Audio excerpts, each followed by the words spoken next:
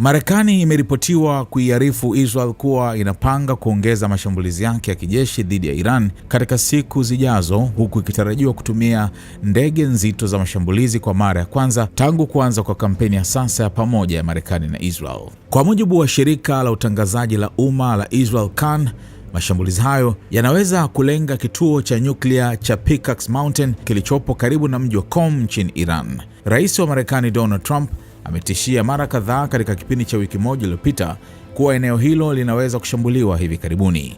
Taarifa hiyo imesema Washington na Jerusalem zinaendelea kuratibu kwa karibu masuala ya kiusalama ili kuisaidia Israel kujiandaa kwa uwezekano wa Iran kujibu mashambulizi hayo.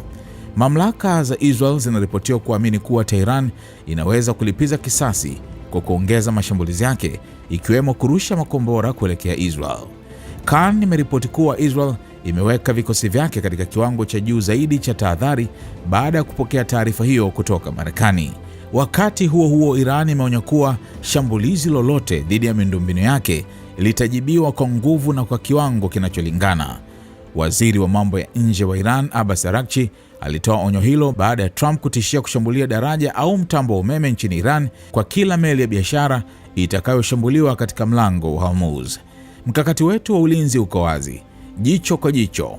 Uchokozi wowote dhidi ya Iran, ikiwemo dhidi ya miundombinu yetu, utatulazimisha kutoa jibu kali na la kuamua, Araghchi aliandika kwenye mtandao wa X.